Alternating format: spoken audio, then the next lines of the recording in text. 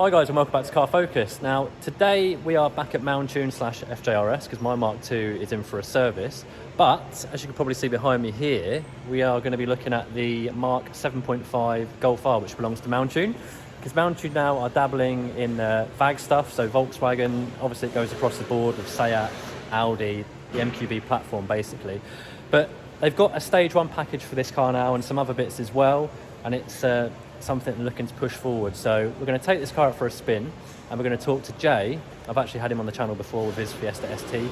Jay works for Mountune. He's going to talk us around the car, the bits you can buy, the power it's making, that kind of thing, how we install the map onto the car, and then we're going to take it out for a spin. So it should be quite good. Obviously I've got a Seat Leon Cupra now myself, so same platform, so it's going to be quite interesting to compare the two. Obviously mine's 300 brake front wheel drive. This is 4-wheel drive and it's pushing up sort of past 360 brake as well with the stage 1 map. And I can actually get this map for my car, so will it convert me? Will it make me want to get mine mapped? We'll have to see. I've said I'm going to keep it standard, but there's always that slight desire to go for more power, so we'll see. Anyway, we'll flip the camera around, we'll talk to Jay, go around the car, and then we'll take it out for a spin. Right, so here's Jay. Welcome to the channel again, mate. Good to see you again, Gary. How you doing? By the way, I just want to apologise, we're not mic'd up, so if it is a little bit noisy, I do apologise. Right, so do you want to just literally talk us through this car, what we've got, what you offer, what this has got on it? Just show us around, basically. Yeah, cool, it's not a problem at all. So this is our Golf R 7.5. Currently running our stage 1, so it's 360 horsepower, 500 newton meters of torque, so a bit of an increase. This particular one is running our suspension as well, so it's lowered. We are running the OZ Leggera wheels. We are going to be offering these as an option in the next coming weeks.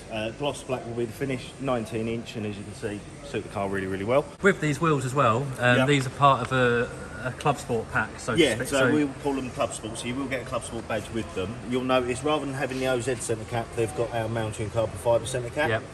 So basically the offset, etc., is unique to us. Okay. Under the bonnet, you can see there's a couple of modifications here, main one being the X3 induction kit. So with the standard car, it's got one entry point for the induction, which is this one here. We utilise this extra one here that's blanked off normally. We utilise that, and then we've got the extra one here, so that's why we call it the X3, the 3 entry points. There is a flap inside there as well, which causes turbulent air, which is better for the airflow into the induction system. And then obviously we've got our induction kit, our induction hose there as well. And then this hose here, which normally runs over, is part of the induction kit, so it actually goes underneath to allow the extra airflow. Ties out a little bit as well. So this is branded M52. Now this is an old branding, isn't it, from you guys? So basically Mountune owned 1552 at one point. We've now sold that on, so we are going to rebrand as Mountune as under one umbrella as such. So you'll be covering Ford and VAG stuff? Yeah, correct. Basically. Exactly that. Okay. So there's other items that you can't see on here, such as turbo muffler delete. We do a quick shift for manual vehicles. Obviously this one's DSG. So there's a few options that we offer for the car. We are looking at other products as well. So there'll be more to come with this. We also offer an intercooler. Again, it's not something you can see on this particular one, but there is an intercooler option as well.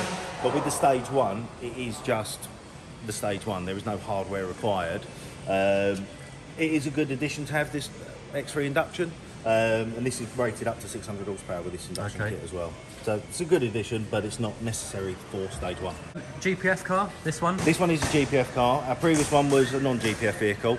So we went with a GPF car this time so we can develop with GPF and obviously remove it if we need to develop without.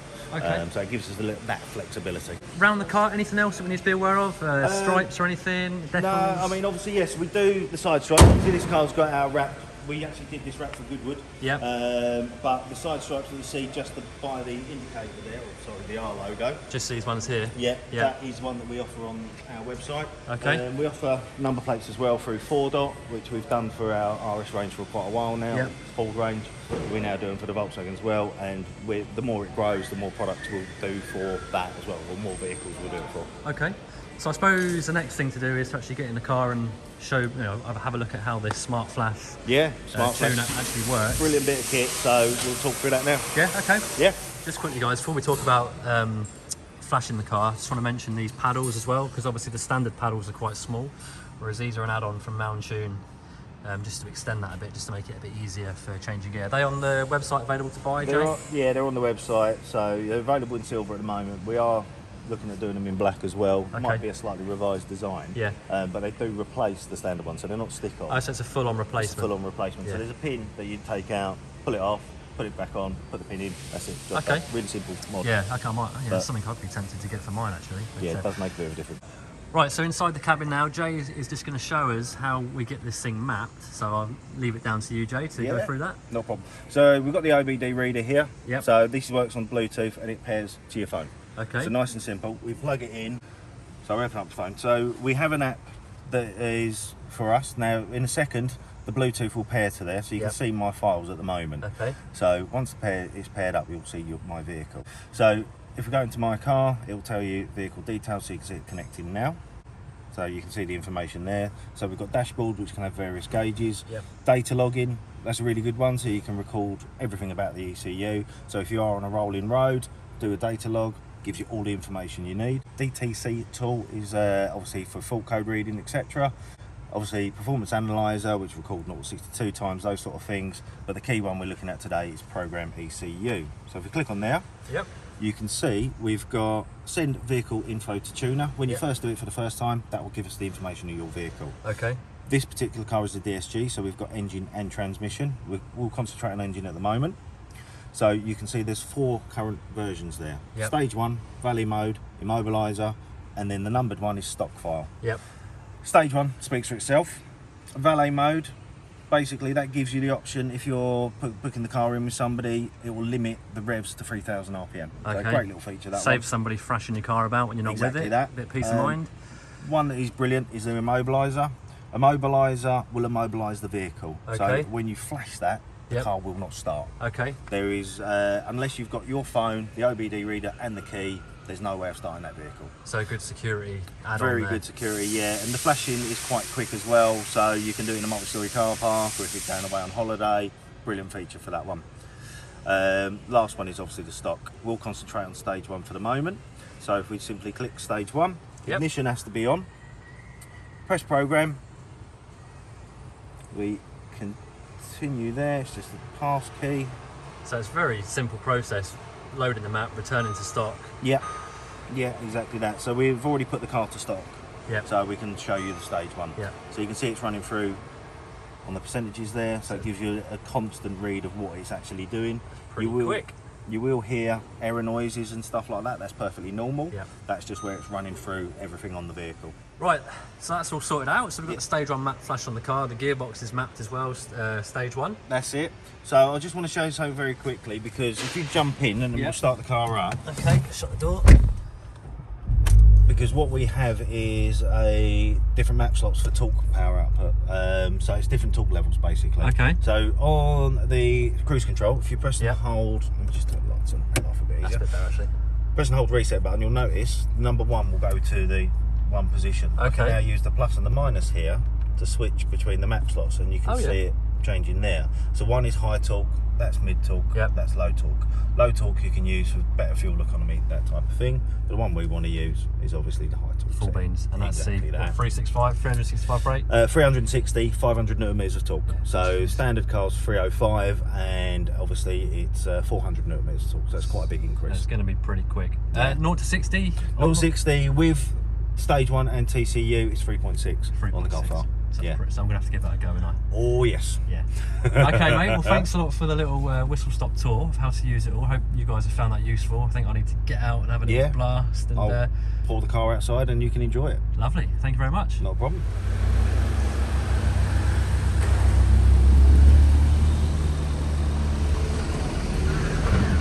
Right, guys.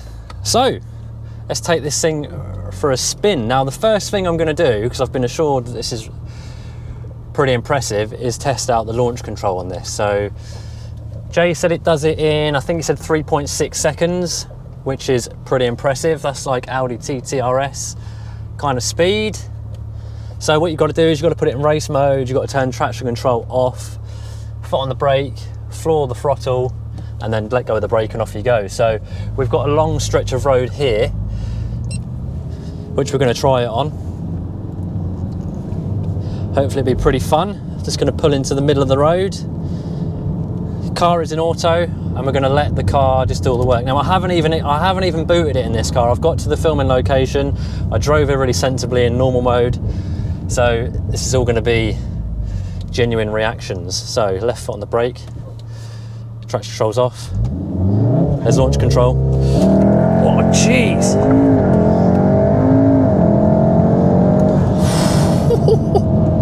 Wow man, I tell you what, the initial launch in first gear is absolutely savage.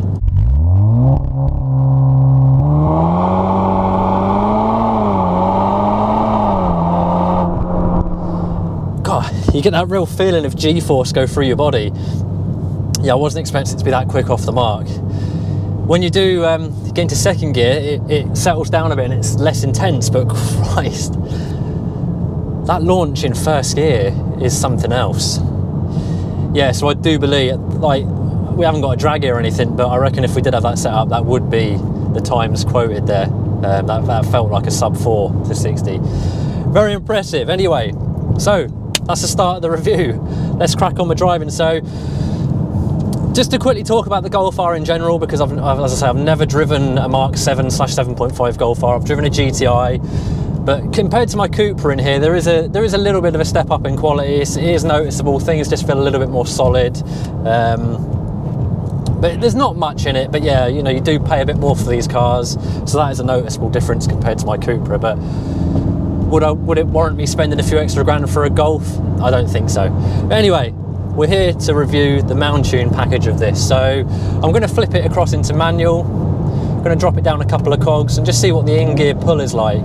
So we're going to third gear. We've got a nice bend here as well, so coming out the bend we'll just accelerate a tad. Yeah, it's just proper smooth power. It's almost, there's just no drama, it just goes. Back down into third again.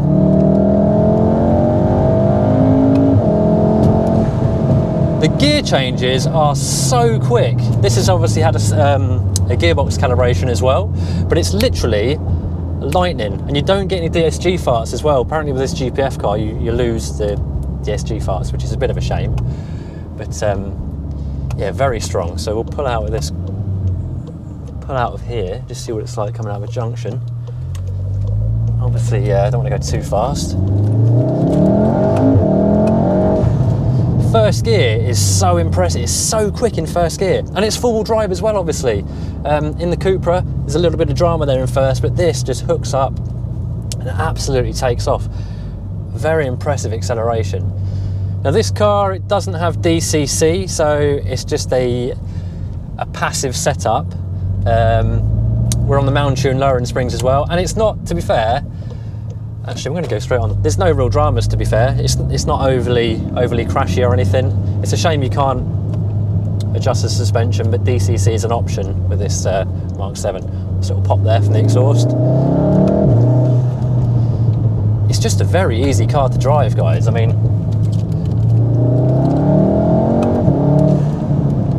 it feels very safe.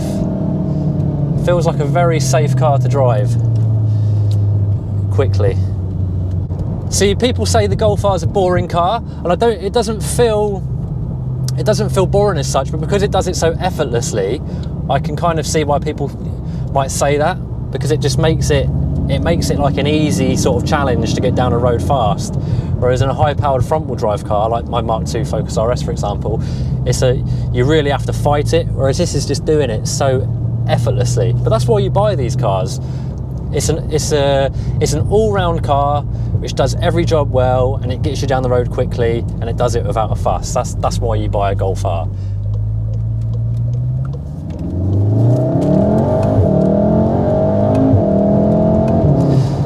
The power band is much like my Cupra, but obviously it feels stronger than my Cupra. It's just so solid all the way through. So you change gear, there's no lag, there's no drop in power. So it could almost be comparable to the power delivery you get from an EV, where it's just a constant surge. Obviously you have gear changes here, but with the calibration, the gear changes are so quickly, it doesn't really interrupt the flow of power. There's no drop off. Now with this as well, this won't With this calibration on the gearbox, it won't change gear for you. So when I did my Cupra video, I'm going to keep going back to the Cupra because it's a comparison. The car will change gear for you when you get up to around 7,000 revs, whereas you do have full control over the gearbox in this, which is a bonus because I do find it a bit annoying when you're trying to kind of push on and the car's doing it for you. So slow down again. I mean, this is a party piece of this car. It's straight line speed.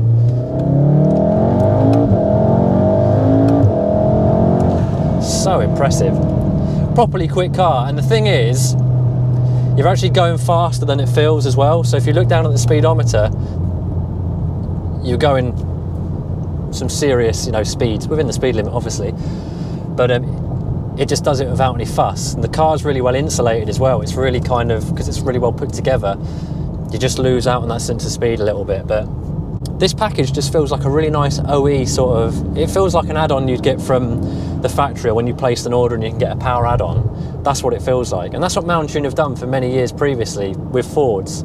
You've had warranty-friendly packages, and they are good at just extracting a bit more power without making it feel like it's been messed around with too much.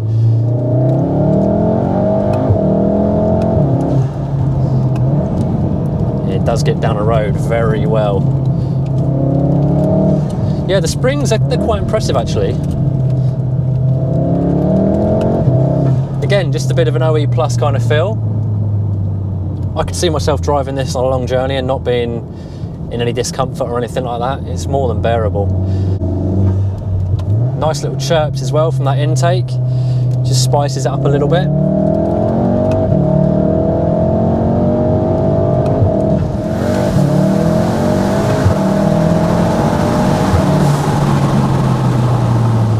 Crack the window down a little bit here. So we've got a little bit of a twisty road. Let's just, it's obviously a bit busy as well though, so we're going to take it easy a little bit. See what this thing is like when it comes to twists and turns. Again, it doesn't really kick up much of a fuss. Obviously we're four-wheel drive, so there's no real problem when it comes to traction and grip. Just hooking up immediately.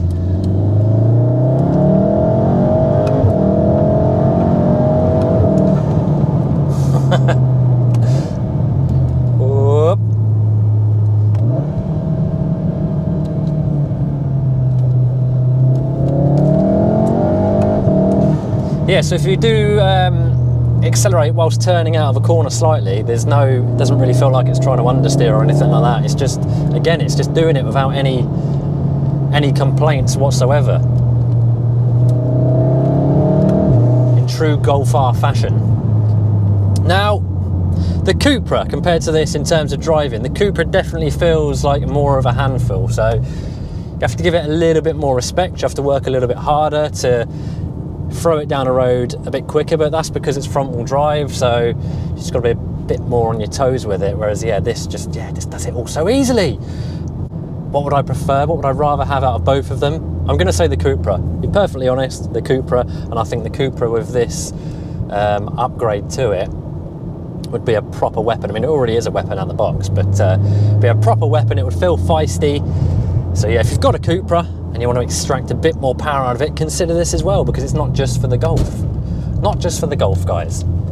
So yeah, an impressive package. As I say, if you want to retain that kind of OE kind of feel with a bit more pace, gives you a savage car to 60, first, second, third gear, brutal power, but does it in a nice, controlled manner, nothing too leery, then this is definitely the way to go. Yeah, would I recommend this package? Definitely. Definitely. Am I tempted to upgrade my Cupra? Well, I don't really know. I've always said I wanted to keep that car standard, so we'll see. But it would be nice to have this kind of pace on tap. But yeah.